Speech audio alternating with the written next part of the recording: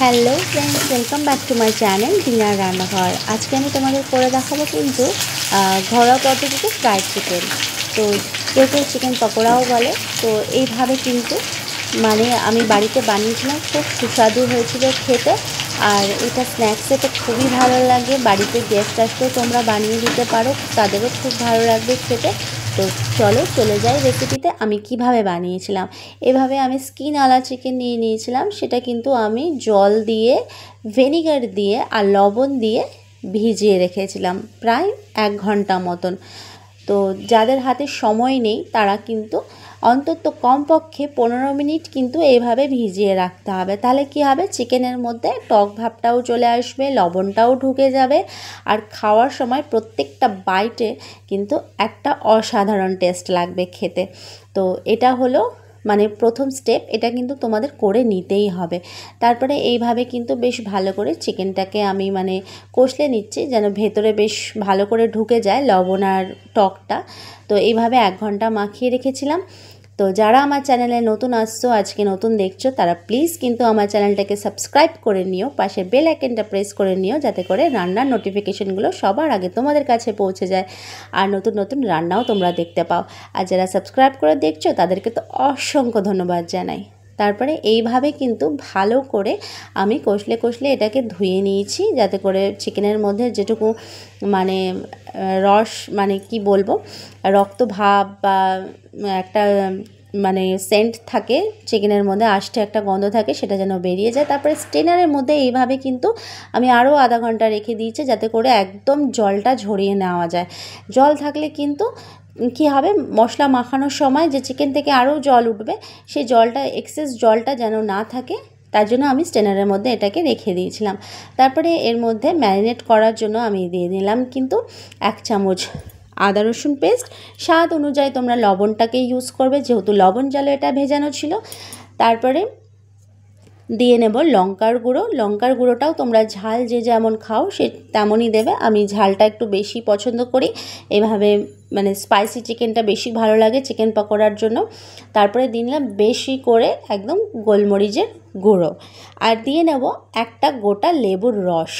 ঠিক আছে, লেবুর রসটা দিয়ে এর মধ্যে আমি কিন্তু লেবু ছিলকাটাও দিয়ে দেবো, তাতে করে একটা কি হবে, একটা সুন্দর একটা সেন্ট আসবে। তোমাদের কাছে যদি গন্ধরাজ লেবু থাকে তাহলে তোমরা গন্ধরাজ লেবু কিন্তু এই সময় দিতে পারো, সুন্দর একটা সেন্ট হওয়ার জন্য।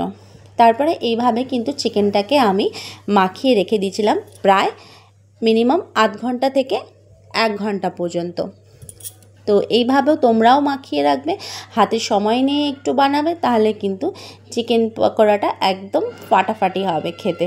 আর বাড়িতে গেস্ট আসলে এইভাবে বানিয়ে দিতে পারো। আমি কিন্তু এর মধ্যে লিভার আর মেটেটাও দিয়ে নিয়েছিলাম, গিলিমেটেটাও দিয়ে নিয়েছিলাম, কারণ কিনা গিলিমেটেটাও আমার ঘরে খাওয়া হয়।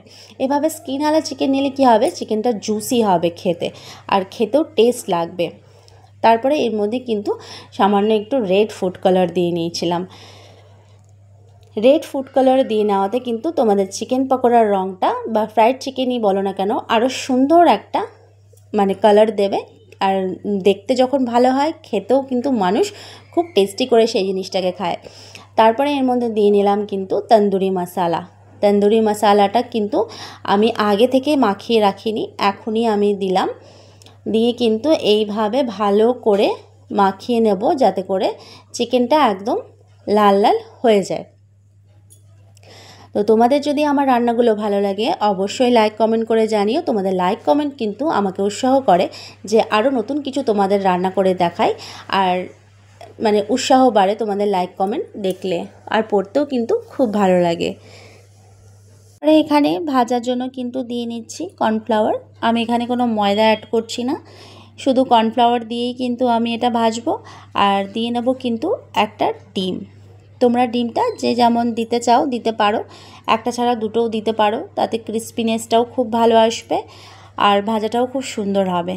তারপরে কিন্তু আবার দিয়ে নিলাম এর মধ্যে কিছুটা গোলমরিচের গুঁড়ো।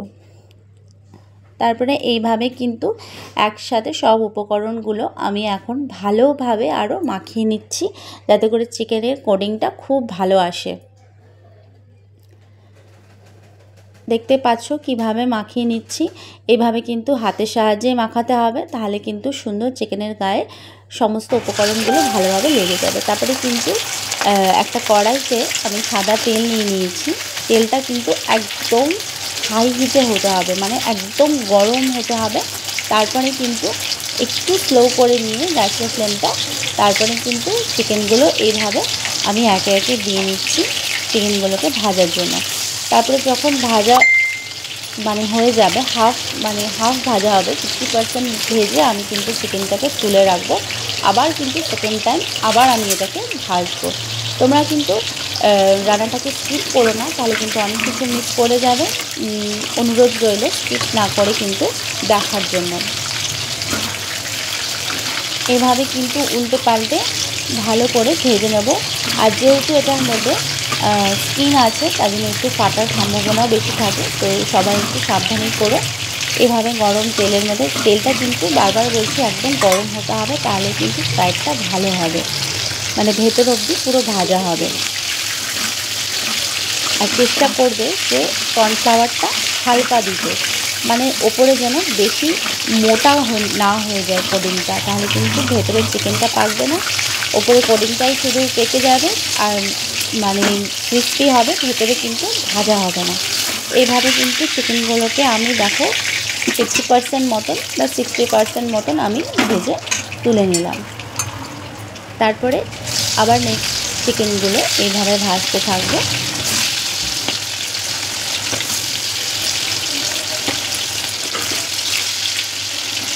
তোমাদের যদি আমার রান্নাগুলো ভালো লাগে তাহলে কিন্তু অবশ্যই লাইক কমেন্ট করো। কে কোথা থেকে দেখছো সেটাও আমাকে লিখতে পারো। আমারও খুব ভালো লাগবে যে তোমরা আমার রান্নাটা কোথা থেকে কে কজন দেখো, ভালো লাগবে।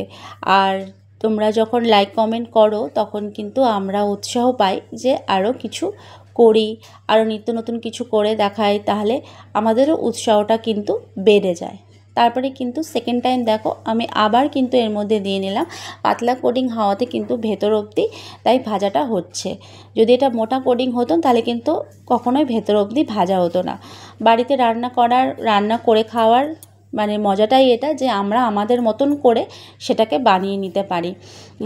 বাজার থেকে কিনে খেলে কিন্তু মানে সব কিছু ভালো থাকে না, প্রপার থাকে না। তো বাড়িতে এইভাবে তোমরা কিন্তু বানিয়ে নিতে পারো আমার এই রেসিপিটা দেখে।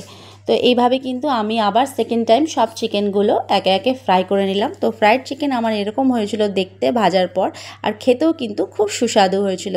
তো তোমরা দেরি না করে ঝটপট আমার রেসিপিটা দেখে বানিয়ে নিও। ঠিক আছে, আজকের রান্না এই পর্যন্ত। নেক্সট আসবো অন্য কোনো রান্না নিয়ে। Thanks for watching.